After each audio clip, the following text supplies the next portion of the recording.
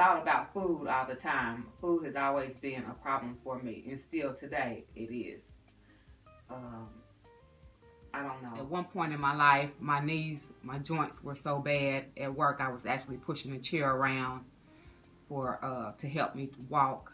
And I think in my early 40s, I had to have total knee replacements on both of my knees. I'm 52 years old and I'm trying to lose weight.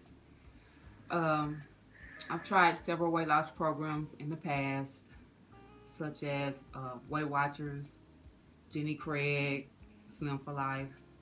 I actually worked for Weight Watchers for 5 years, and I never could take the weight off with them. The program was free for me at that time. I had several personal trainers. I actually took off some weight, but I always would gain it back, plus more. In 2009, I did the gastric sleeve, and I took off about 100 pounds. And in 2000, I took off about 100 pounds, and then 2 years later, I actually had put back on 85 pounds. And in 2012, I did the gastric sleeve. I lost about 60 pounds, and I gained all that weight back as well. So now I'm back at it again, trying to take the weight back off again.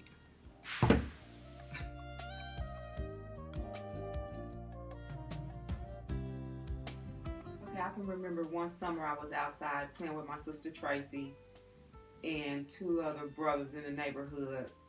I was about 6, and they were riding on their big wheels, and I asked, could I ride? And they told me no, because their mother said that I was too big. And so that was my first time knowing that I had a weight problem at that point.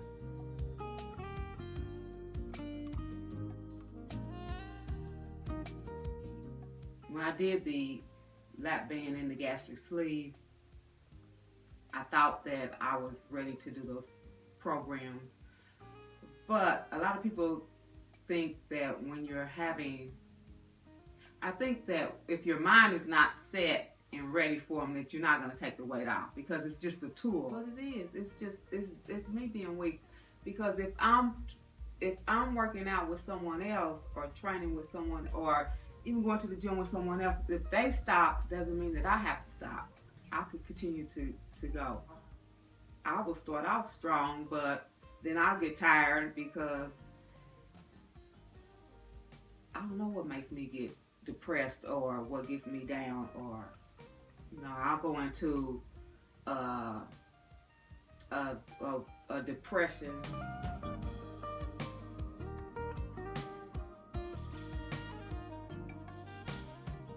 I remember one time I was coming home every day from work, just coming home and getting in bed, and my sister was telling me that, you're depressed and everything. So I had to get away from that, and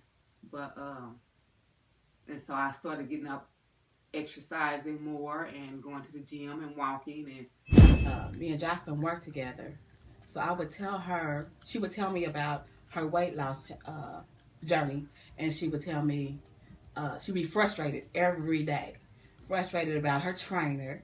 He didn't do this, he didn't do that. So I kept on telling her about Nicki and our cardio kickbox, and I kept on asking her to go, and she kept on, I ain't going with you.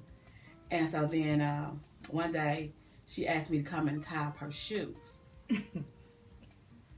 And I was like, I ain't finna tie up your shoe. Grown woman, I ain't tying up your shoe. And she said, come on, Jackie, I can't bend down and get it. So I assumed she was serious.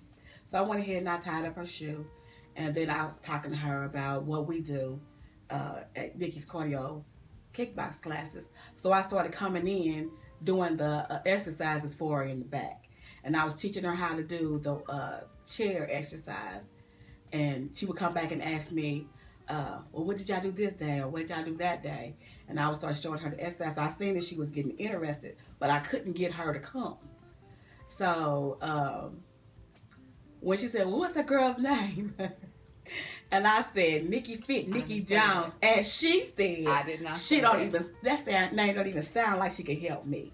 So we laughed. That day that she came out, she came in with this huge smile on her face. She walked through the door with this huge smile on her face. And I was like, she walked in and introduced herself, and she said, "Hi, I'm Nicki Jones." And then she asked me how my day. So then she told me that either I could use her as her personal trainer or either come to her cardio kickboxing classes, which are free to the public. And when she was getting ready to leave, then she gave me a hug and she told me that whatever I decided to do, that we were in this together.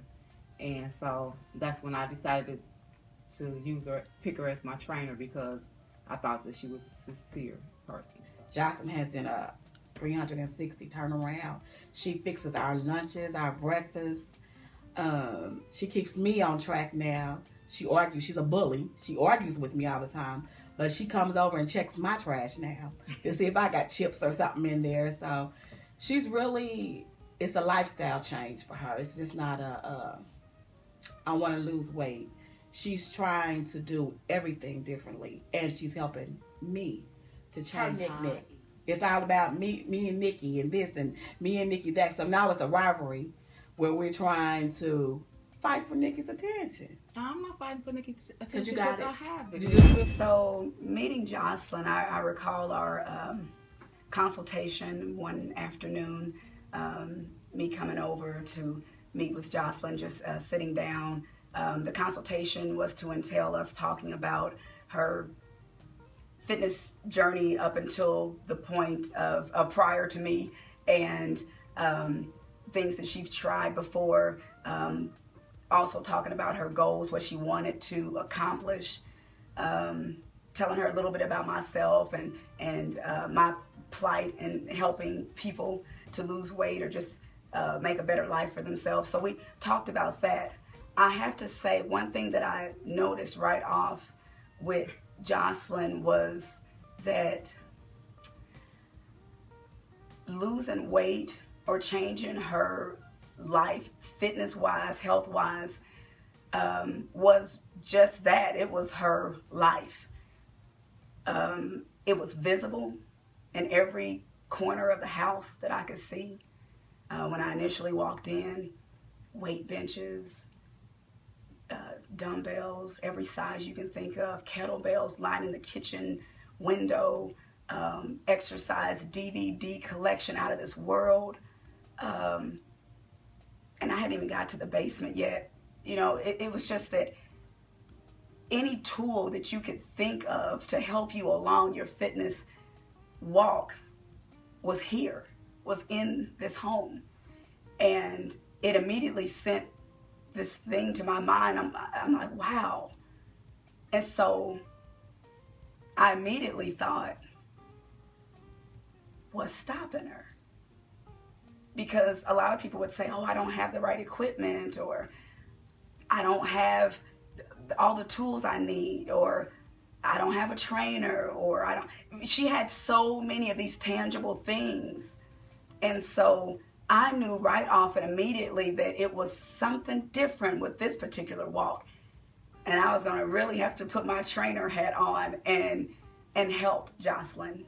And it was going to have to be from the heart, and not so much as all of the tangible things I could show her to do, because she kind of had that down before I got here. So I knew this would be a whole different sort of relationship, a whole different sort of walk.